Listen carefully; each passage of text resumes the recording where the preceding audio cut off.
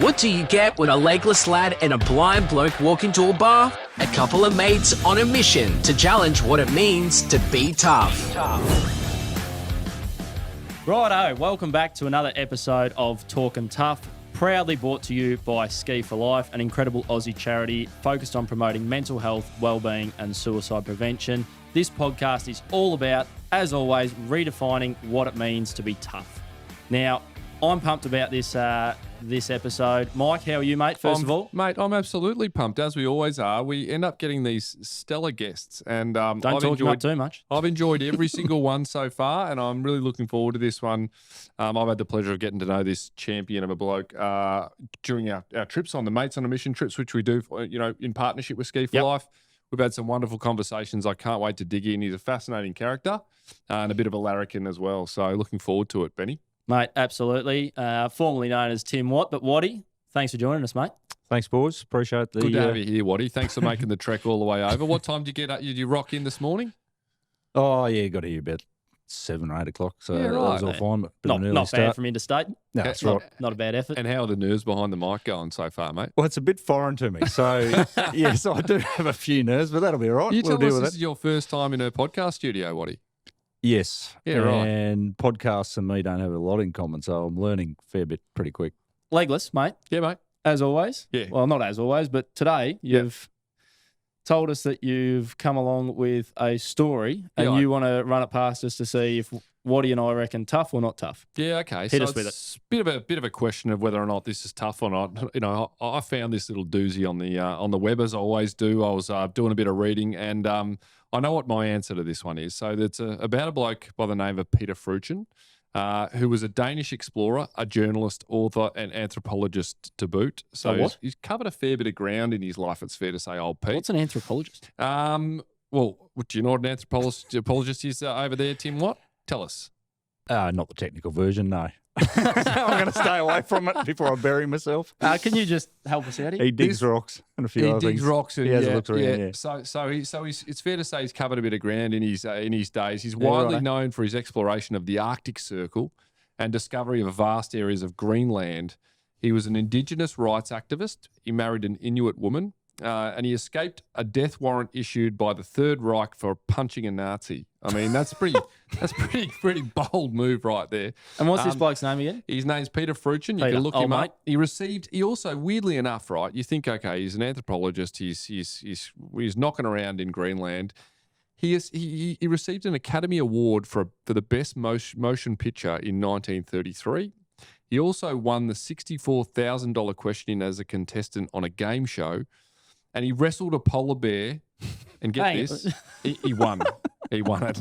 Right, this is a true story. He's I will wrestled say a it polar again. bear and I he's know it's won. hard to believe.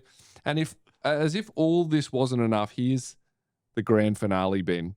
He escaped a near-death encounter in a blizzard by fashioning a spade out of his own frozen shit. That's what our mate Pete's done. So, boys, I ask you the question again. Tough or not tough? Hands down tough. Hands down tough? Sounds like a bit of a unit. Yeah, a bit of a unit is probably the best way of putting it. Tough in some senses of the word, sure. But he covered so much ground, mate. He was producing movies. He was on game shows. This guy did it all, right? It's I think his name should have been impressive. Jack. Yeah, Jack of all trades. I know. What a champion. He's dynamic, if nothing But on else. that note, we'd love to ask you before we get into your story. Growing up as a young whippersnapper, we always like to ask all of our guests, what did tough mean to you? Tough to me was, as a young, like probably 6, 7 years old, in the shearing shed. And we had tough shearers. And the tougher the shearer, the more tattoos and the bigger the muscles. So that was the version of tough that I grew up with. Yeah, righto. So did you spend a bit of time in shearing sheds? Yeah, as a kid, we were on a sheep farm, and every year we'd shear once or twice a year. And there's always a team of guys around, and they worked hard and they played hard. So Or was there anyone in particular that sticks out to you as the toughest bloke that you were surrounded by growing up? as far as a shearer, several years later when I was a jackaroo in Western Queensland, there was a guy that went off. He was unhappy with his ram. And the ram was unhappy with him, clearly, and it was a big animal. And he stepped on a box, picked up 100+ kilo ram and hung it on the shearing gear. And I went, okay, that's not just tough, that's out of control. So we're talking. He went off. You've got blokes in the gym doing sort of deadlifts and like cleaning jerks above their head and stuff, and this bloke's just stood on a box and done it to a 100-kilo ram. He was more than 100 kilos. He was pretty agitated. He was kicking and carrying on. Yeah, and this right. bloke just picked him up and hung him up there. And I was about 75 kilos jackaroo, ring and wet. I went the other way. And I don't want to be near this bloke. That's it. I don't want to be the next bloke. I'm not hanging around And for what did that. everyone do? The whole shed would just stopped and just gone, oh my God. They actually physically had to stop the machine Yeah. and then get the ram down. And my boss came in and he was going, oh my God, and having a few conversations with this bloke and trying to calm him down a little bit. We decided it's time for him to have a cup of tea. Well, that's but I saw that as being tough, and whatever else went with that, I thought he was off the planet. Yeah. Strong, like physical. Yeah, well, that's a fair old definition of tough when you're growing up. Absolutely. Yeah. And tell us about growing up as a whippersnapper. What was life like for Watty? Western Victoria, family farm on sheep. So we had a plenty of space. We had motorbikes and utes and lots of fun on the farm. We were out of town, obviously, and we made our own fun and just did normal farm stuff, and life was good. Then went away to boarding school for a while, and enjoyed boarding and sports. I was I'm tall, so I got an advantage there, but that doesn't What'd mean you play? that doesn't. Well, I was on the footy team. Doesn't mean you're good at it. Yeah, right. Tall does not mean you're going to be the best ruckman. So I was a bit skinny and uncoordinated sort of a dude. Yeah. So I didn't last that long. Yeah, right. Yeah, nice one. And country footy's tough. That'll soon find you out. Yeah, and by then I'd discovered that our family was big on water skiing. So we'd done a lot of water skiing by then, and I figured actually that's where I fit in better. And my footy career was pretty short. Yeah, right. Let's get behind a boat Speaking instead. of water skiing, a little birdie told me that your big involvement with Ski for Life's been huge over the years, and you're obviously very accomplished when it comes to water skiing, and probably a bit modest, it's fair to say as well. But little birdie told me that you actually taught the man, the myth, the legend next to me, how to water ski. Can you tell us a little bit about that story? Because I've heard one version, but I'd like to hear it from you, mate. What happened there? Well, I didn't teach him how to ski. I already knew he could ski. Okay. And then I heard he could ski race. And I went, okay, so he's got some ticker. Oh, and he's got no eyes. Okay. and that bit. Right, And that bit. Don't there's a forget new about that level there for me. And it occurred to me that he couldn't barefoot Okay. because no one had taught him. And I thought, well, if you can ski race and 100 mile an hour, we're only doing 70 Ks an hour. It's slow compared to him. Yeah. So I set about teaching him how to barefoot, and I thought, oh, that was pretty good. And then we had another blind mate turn up, and he wanted to ski. And I said to Ben, hey, it'd be pretty good if the three of us could ski, like you two blokes, one each side, and I'll go up the middle. Great idea. Yeah, well, and because Charlie wanted Charlie's goal, he goes, Benno, I really want to ski with you. Two blind blokes skiing together, and I've gone to Watty. I've gone, Whoa. I think you should be in the middle of this because I know Charlie's keen, but I'm not super keen on the idea of a blind bloke and a blind bloke skiing together without being able to see each other. So It was a recipe for disaster, that idea. well, yeah, that's it. So I got you involved, and you. So I spent 2 days with Charlie to get him on a ski and get some control, and he had very little control. Charlie has no version of up, down, or otherwise with no eyes. And so he'll tell you that too. that was and the first go around, I didn't realise, but we broke his ankle. So we had to wait 12 months. Oh, God. He didn't tell me he'd broken his ankle. He just said he's a bit sore and he'd had enough for the day. And then we discovered later on he broke his ankle. So 12 months later, we get organised. Right, the two boys are going to ski and I'll go in the middle and I'll be useful, steer them, stop them from crashing into each other. So we're in the water. Right, you blokes get to start. Yep. And I know Ben can start and ski on his own. So I just let him go.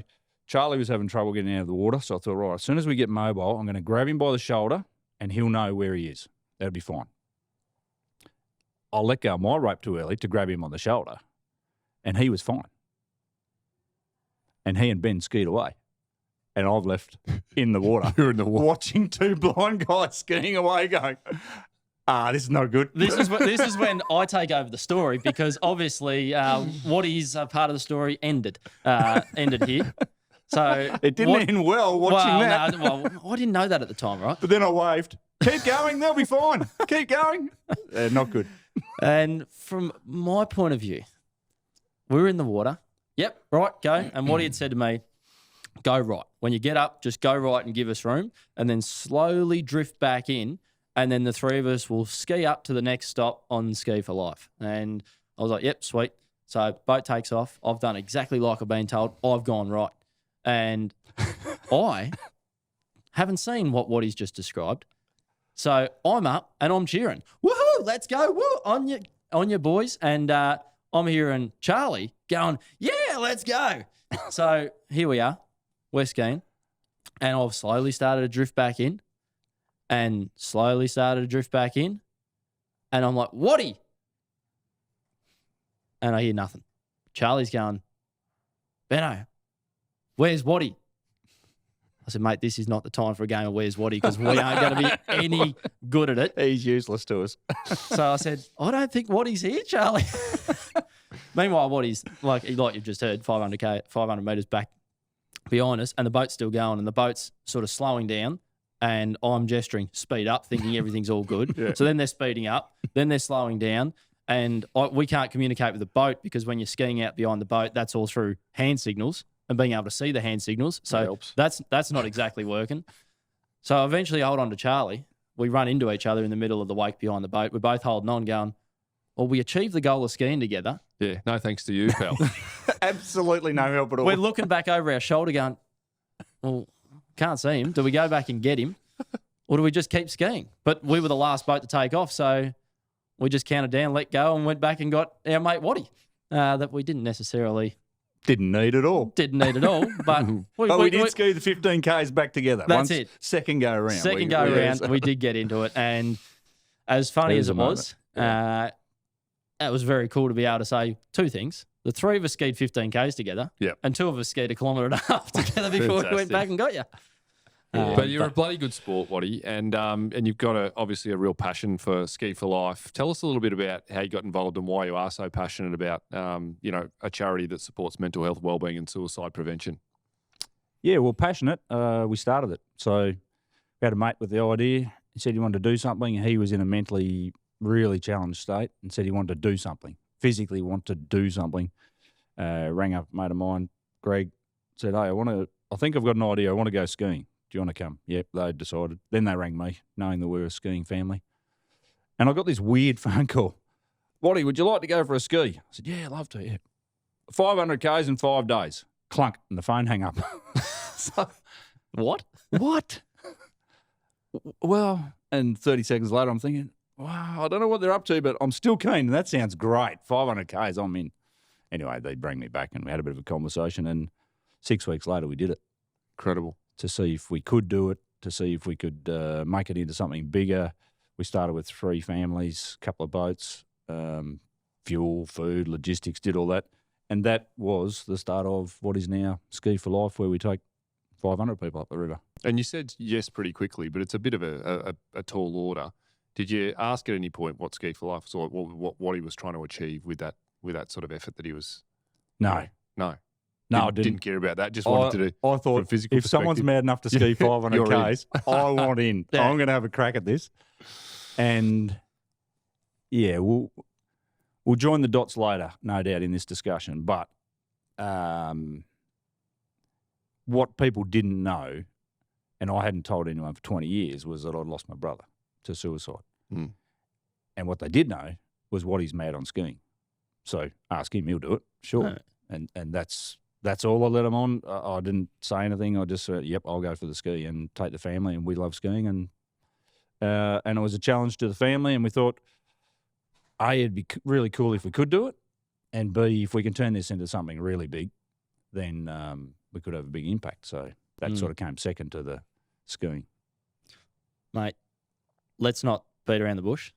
You've just mentioned it, of what you hadn't talked about for 20 years. Tell us about that.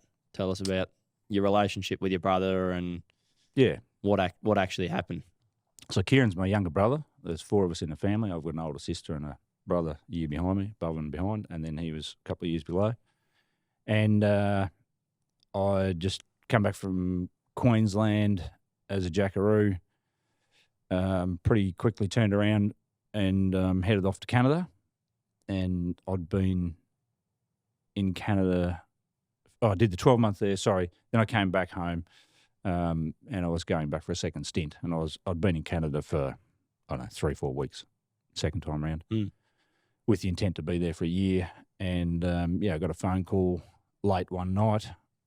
It was my mum trying to explain to me something was wrong, but she couldn't get the words out. And Dad said, "There's been an accident and your brother's dead." And that was horrific. Just, you don't want to have that happen ever. You don't want to have that phone conversation. You sure as hell don't want to be on the other side of the world. And I'm in a foreign place with a new family that I've known for 3 or 4 weeks. And I was just, I didn't know what to do. I just slammed the phone down. I was in my jocks. It was -20 and I ran. And I ran and I ran out in the snow and eventually stopped running, and it was dark and I didn't feel anything. Couldn't tell you to this day if it didn't feel cold to me. I didn't feel anything. I was just on it was just shock, I suppose. And then it's a bloody long trip home when you don't actually know the details, and no one could tell me. And there was a blizzard. I'd run into a blizzard. I didn't realise how dangerous what I'd done was. And then eventually my boss's wife, she came out and ran through the snow following my tracks going, "What the hell's going on?" and found me and dragged me back into the house and thawed me out. Didn't realise I was half frozen. And then I sort of got to go. I grabbed my bag and I'll be out here in 20 minutes. And they said, "No, you can't go anywhere. There's a blizzard. We can't get up the roads." And I said, "Well, I'm taking your ute and I'm going to the airport, and it's only 300 k's away." Only 300 k's in a blizzard. So I'm going to be on the next plane whenever I get there. You know, just the process in that moment is not good. You're never geared for that. And as far as I was concerned, all you were thinking about was couldn't get home quick enough. Just getting home, right? Yeah. Okay. So you managed to get your way home. Yeah. So my boss, he eventually agreed with me. He said, "This is the craziest thing we've had to do, but I'll get you to the airport." And we drove the 300 k's through the blizzard. Fuck. And all I remember of that trip is trucks everywhere off in the side of the road that were crashing around us, sliding off, had slid off. No cars were on the road because they were all too small. And here we are in a F truck. And he put some weight in the back of it. I didn't realise, but before we left, he went and got a pallet of something. I don't know what it was. He put some weight in the back, knowing what he was doing. I figured all this out later. So he got me to the airport, got on the plane, and fortunately for me, there is an elderly woman now in the world somewhere who stood at the back of the plane with me for the entire trip while I bawled my eyes out. She was mum, and she was a nice person. But shit. Can't imagine that trip. I don't go there very often. No. Sorry. No, well, you rightly so, because it's raw and shit. Yeah, it is, yeah. So you've been held on the plane. You get back to Australia. Where do you land? What happens next? I land where I did this morning out of here at Tullamarine, and two of my mates are there to pick me up. And my cousin Stu and mate Phil was there, and I didn't know if I had bags or where I was or what was going on. It was the whole process. Like, I don't remember. Someone dealt with passports and stuff for me, and it was just crazy. And as soon as I saw them, I just wanted to know what was going on. And it wasn't until then that I actually discovered he had committed suicide. There's been an accident. That's all I had.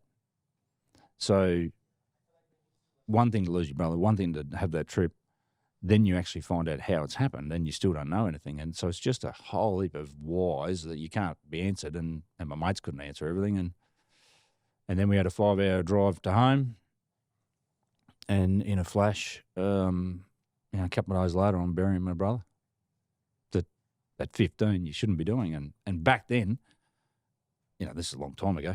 I'm 25 now, so fair way back from 19 to, it was about 30 years ago anyway. Long time ago. I had not actually heard the word suicide, so I didn't know. I knew nothing about that process and why and how. And I'm standing at my brother's graveside after he'd committed suicide, and that is the end of that. No more brother. So, Fucking hell. it was only made worse by the fact that, and I didn't think it could get worse, but in that year, in that 12-month period, I buried 6 mates. Various All to reasons. suicide. No, not all to suicides. I was just at 5, 6 other funerals, and car accidents and all sorts of other things happened. But at the end of that 12-month period, I just was looking at myself going, I don't want to have any mates. I don't want people to be around me because they're dying. So that set me off on a whole different tangent then. Can you tell us about the tangent? Yep. I had a lovely family who, they're like my second parents, picked me up. I couldn't go back to Canada. I was offered to go back and had neighbours who were going to pay for me and the whole lot, but couldn't do that. So I ended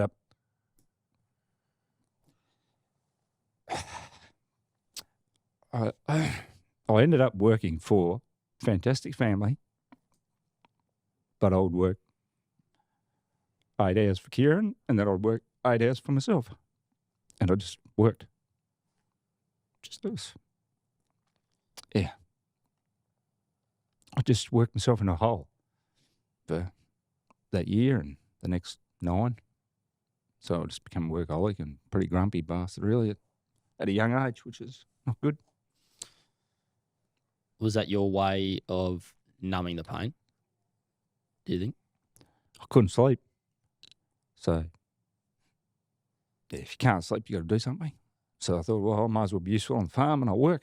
So someone would say, oh, we got to plough that paddock, cultivate the paddock. Yeah, I'll do it, no worries. As long as they fed me, I'd stay out there. That was better than going to sleep. Sort of imagine like it being as if you're just essentially running on adrenaline, going, as soon as I stop, it becomes more real. So therefore you just keep going and going and going, working and working and working. In those moments when you're out on the farm working and they're saying, this paddock needs ploughing, are they seeing what we're seeing now and hearing now, or are they seeing a different Watty that's, yep, no worries, we'll get it done, easy as, like... Oh, Don and Jane were great. Don recognised that I was in strife. Well, they both knew I was in trouble. Yeah. But he didn't stop me. He just said, well, here's the next paddock. Here's the next paddock. Here's more work. Maybe, so do you think he was helping you? Oh, he was definitely helping me. Yeah. Just allowing me to be me and leaving me on my own. And he'd come and check with me. That's enough. Come on, let's go and have a beer at the pub, or let's go and have a feed, or let's just stop what you're doing. No, I'm right, Don. Oh, okay, well. And that went on for months. So he just let me be, and then he created work for me. When everyone else would pack up on the weekend and want to go and play footy, I'd get on the mower, on the tractor with a slasher and just drive. And while there was a machine going, I was on it. So, yeah, that was my way of, I don't know what it was. I was trying to figure out which way was up or whatever, but I became pretty antisocial pretty quick. Not much fun to be around a bloke like that. No. So, yeah, they just let me be, and then, slowly had a couple of conversations, and, well, how about we go to the footy, and how about we buy some footy boots, and how about you get involved? And, yeah, they got me into the local footy, and then life moves on. I was at Ag College and had to go back, and I didn't want to go back. So, the principal came and had a yarn to me and said, well, look, we think, and all your mates have said they want you to come back. Let's do this, and that really got me back on the bandwagon with going back to Marcus Oldham to be around my 28 mates. So, Yeah, right. If that wasn't for Don and Jane, that wouldn't have happened. I would have just stayed driving in circles. We're going to hear it, but what was your relationship with Kieran like? It was fantastic. He and I were the ones who were going to go home to the farm. So everything that I was doing, I was the big brother looking at, he was looking at me as to what I was doing. we rode motorbikes, we water skied, we did everything together, and the big brother little brother combination with a gap there of 5 years is it's a really good thing if it works, and it was working for us. You were best mates. Yeah. And every time I'd go, I'm a pretty practical sort of bloke, and I'd go over to the shed and we'd fix something or build something, and he'd want to be right there with me and show me how to weld this and teach me how to cut that, and he was very, very practical. So he'd see something once and copy me, and I thought that was pretty cool. And what was sort of the main emotions going through your head, obviously, when you found out what had actually happened and the circumstances surrounding it? What were you sort of feeling, and how were you feeling towards Kieran? I was angry. I was real angry. Like, how could you do that to me? Like, I just thought it was the most selfish thing in the world. I didn't know what he had to live through. I was totally unaware that there was that sort of crap going on in his head. No idea. So I was only worried about me, and I was angry. Yeah. Must have been 10 times worse for him. No warning signs? No, nothing. No. Old school, nothing. And the stuff that people talk about and the fact that we're talking about it here, the only reason I've put myself in here is because I want to help someone and not live through the shit that I've lived through. It's called Talkin Tough, Ben.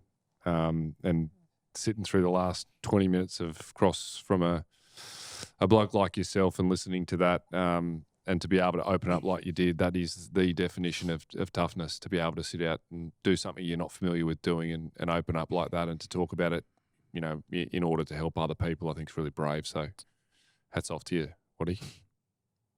Because we're better off talking about it than bottling it up. And like you said, Kieran was 15. Like he's a young bloke that from the outside in probably looks like he's got the world at his feet and everything's going all right. And like you said, no warning signs. And then that and the repercussions, the mental health battles that then your whole family, his mates, everyone goes through. Like that's the stuff that is so tough. And like you can hear it right here, right now, that it's still tough to this day. Coming back to ski for life, like you said that they didn't know about any of this. So no, it was a pretty horrific way to introduce my mates to what I'd been living through. So we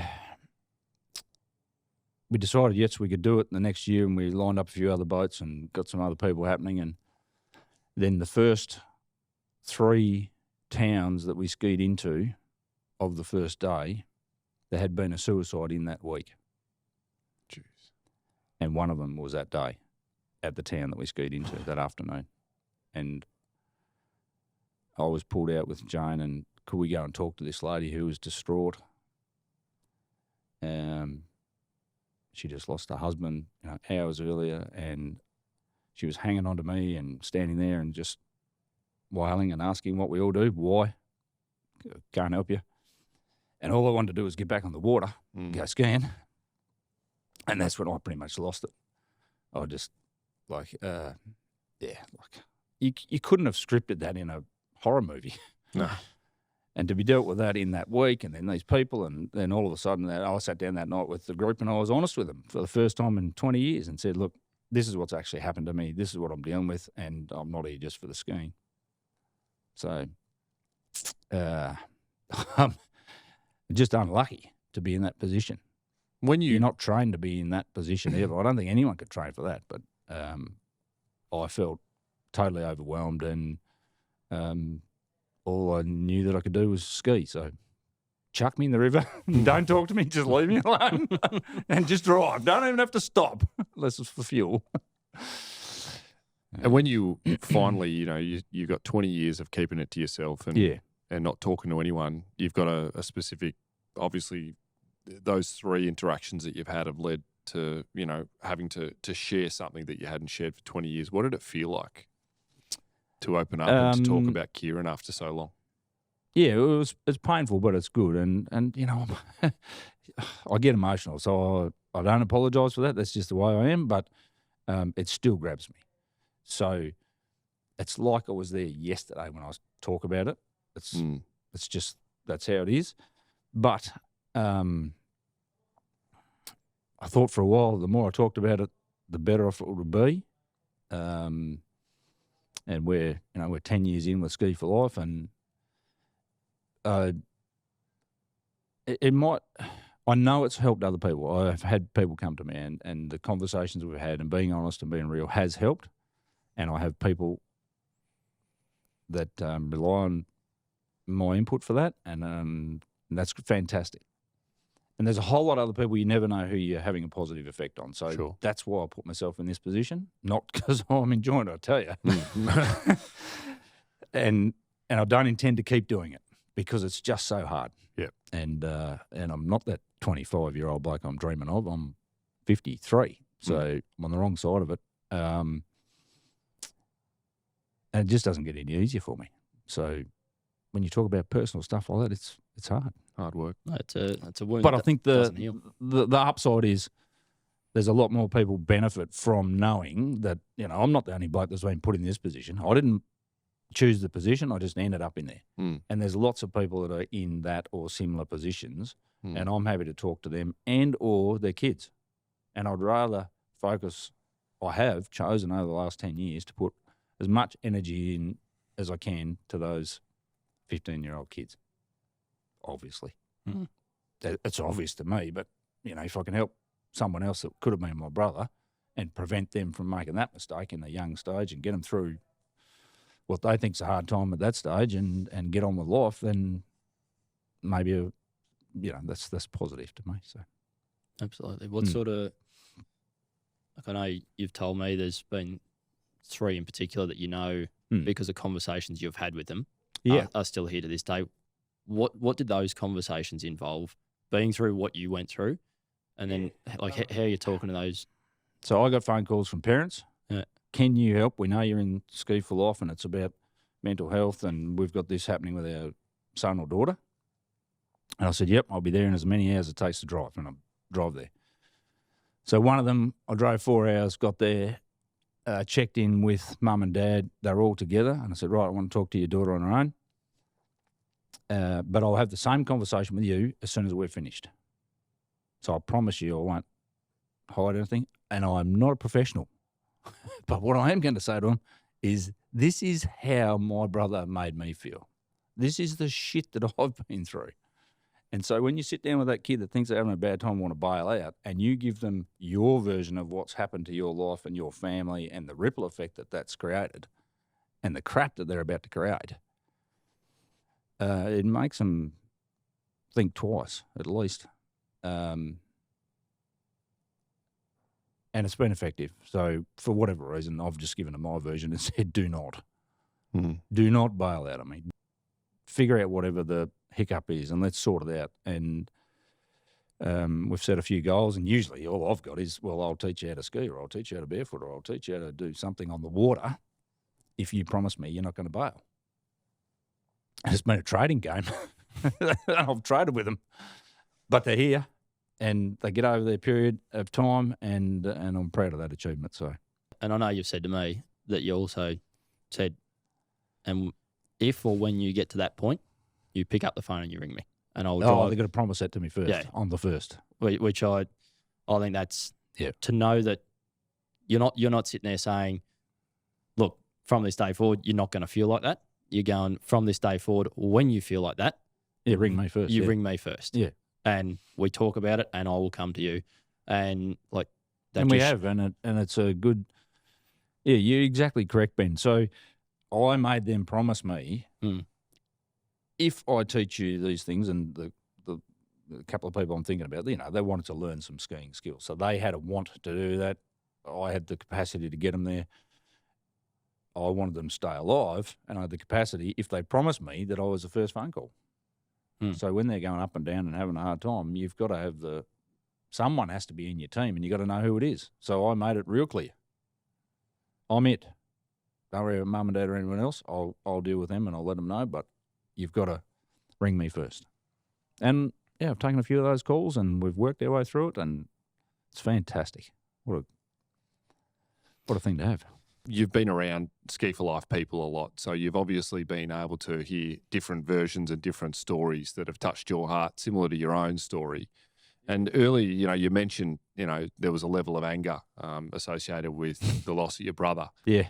I'm really keen to know now, with everything you know, a little bit more. Obviously, years under your belt. You're a bit of you're an old fella now, mate. That's right. I'm grandfather now. So I don't want to rub it in. Benny calls me old, so that must make you. You're a young bloke, an old fella. But now, sort of, your understanding and I'm keen, like as your stance softened, on that. Well, where do you sit with it now? I'm still angry with my brother's decision, but. I've had a lot more time and experience now, grown into the experience of looking at what the hell did he have to go through, and what were his trials and tribulations, and what were the hurdles that were in front of him, and how could you possibly get that bad to make that decision? So I'm a lot more empathetic to that person. If I think, or if I get a glimpse, or someone mentions to me that someone's in a bit of strife, then I'm in batting for him straight away going, listen, what is it that's making life hard? And trying to give him a ray of sunshine to have a look and go, well, yeah, there's people here that care about you, and you got to identify that pretty quick, and then make sure that those people put in now. Yeah. Don't think about ringing him next week. Ring him now if you know he's not going well. And if he's not answering the phone, go there and drive and see him. And just be. Yeah, there's no expert, but I've sat down with plenty of blokes and sat on the stump one day for 8 hours and we just talked. Not about much really, but it was a pretty critical 8 hours. And just being empathetic and caring and being real. There's no use being bomb-proof when that's going on. Yeah. You've just got to be real and be in the moment. Really good advice. Yeah, so they're the sort of things, that's what I was going to ask, is for all of us out there listening, you went through what you went through, you're where you're at now. Like, are they some of the things that you just mentioned? Like, what was the process? What can we learn to either look after ourselves through that? Like, would you have done anything different in those first 10 years knowing what you know now? Yeah. Yeah. I don't know who flicked the switch and told me that working 16 hours a day was a good idea, but that was, I don't know, a decision I made in the first 5 minutes, or I don't know when that happened or how it occurred. And it wasn't until I was about 10 years in that I looked over my shoulder and went, what am I doing? So, no, I would not wish anyone to go down that path. It's not healthy. I wished I had have taken some advice from well-meaning people, but I just couldn't or wouldn't, or wasn't the right person coming at me. So if you're trying to help someone, don't give up on them. Just come from different angles and find out what it is. And sometimes the help is the simplest things. Hey, do you want to go for a ski? Come with us for the weekend. Do something. Oh, no, I'm too busy. Yeah, well, I've been a busy bloke too. So if I hear you're too busy, I'm going, okay, well, I'm going to make something happen. I'll create something. You've got to create an environment to make change, and you've got to have something to aim at. And whether it's throwing your leg over a bike, or in my case, it all changed once my kids started turning up, and once you've got kids, life's different. And there's all sorts of hurdles come at you. But if you've got kids and you've got a couple of mates, if you've got a handful of mates, then and something to aim at, life's pretty good. And just keep making goals. And my current goal at the moment, I've had to set them a fair way out. I said to Ben earlier today, I'll try and get uncluttered, and I've got off committees, and Sue and I are trying to get more time to ourselves. And since Christmas, we've been off all committees, and that's great. No worries. And Ben goes, how's that going for you? We've had 2 weekends to myself. Jeez. So fill it up with other clearly, stuff. if you're a busy person, you just fill it up with other stuff. Of course so you do. then I've had to recalibrate a month or so ago with Sue, and sat down and said, I don't think I'm getting it yet. Yeah. I'm not sure how to unwind, how to slow down, but I'm going to book this holiday, and I booked it 2.5 years in advance. just to know you're actually going to take it. This is going to happen, and I'm going to tell everyone about it, and I'm going bush for 3 months. Oh, beautiful. And I want to get to WA. I've never been to the top of WA and get out there. But I've actually written it down. I've told everyone around me. I've planned it, and I've planned it that far in front that the next weekend's headaches are not going to get in the road of it. And so, yeah, we're aiming at something bigger and better for longer and just put it a bit further out because of our lifestyle. Good advice. No, it's been fantastic talking to you today, Watty. As always, what we like to do is we like to throw a few quick-fire questions at our guests. You ready for that? Sure. Yep. Benny, ready to hit him with those? Yeah, I reckon. So, Watty, snitty or steak? Steak. Book, potty or tunes? Tunes. Favourite? Country. Nice. Yeah. You and me Always. both. Hit me in the feels. Always country. Best place to have a yarn with a mate? In the shed. A shed. Yep. Love it. What's the worst advice people give when it comes to mental health? Oh, you'll be right, mate. Yeah, That is the advice that they give. You'll be right, mate. And, dismissive bullshit. well, they don't mean mean or bad thoughts about it. That's just all they know how to respond. Mm. They haven't been coached to go, well, maybe you won't be all right. Maybe we need to have a bit of a conversation. Yeah. But yeah, you'll be right, mate. And then just get off the topic. What's best advice? Hang in there. Never let go of the rope. Hang in there. Yeah. Last but not least, being through what you've been through, knowing what you know now, what's your definition of tough today? Doing this is pretty tough. Mate. I'd say this is as tough as it gets for me. So, yeah, I think there's different versions of tough, and we used to look at the big tattooed shearer as tough, and there are people who are skinny, no tattoos, and mental giants. You know, so tough between your ears, tough in the muscle is not even close. So you got to have a mix of both, but just being resilient and being tough enough to be able to have a conversation if you're in strife and go, well, actually, yeah, I'm not going so well. And I think it's tough in that position. It's tough getting out of the position, but you've got to let someone know. For sure. Mate, you summed it up perfectly. The definition of tough is talking about it and doing this. Absolutely. You're spot on, mate. Thank you so much for jumping on. Like you've said, Ski for Life wouldn't be what it is without you and all of the hours, effort, blood, sweat and tears that you've put into it. And I just want to thank you for being so open. Yep. It's been a very heavy, moving conversation, but we've had some laughs as well, and that's what it's all about. It's being able to talk about the funny stuff, the serious stuff, and the way in which we feel. So, mate, thank you so much for being here. Yeah, and I know it's been absolutely tough. And if I could just add that, listening to your talk, I know there's a lot of people out there that, similar to yourself, don't like to chat about it. The tough exterior Aussie male that are going to get an absolute hell of a lot out of a conversation like this, mate. So I really appreciate you opening up and being so honest with us today.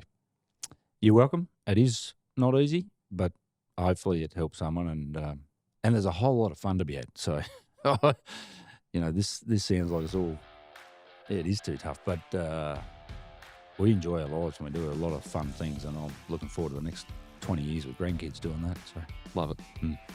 Thanks, boys. Appreciate it. Well, today's episode was a pretty heavy episode, so if you are feeling like you need to reach out to a mate, please do. And if you do need to, call Lifeline 13 11 14 and take care of yourself. Thanks for tuning in. Everything you've heard in today's episode will be in the show notes below, where you click to play this episode. While you're there, why not chuck us a subscribe or follow? Catch you next time.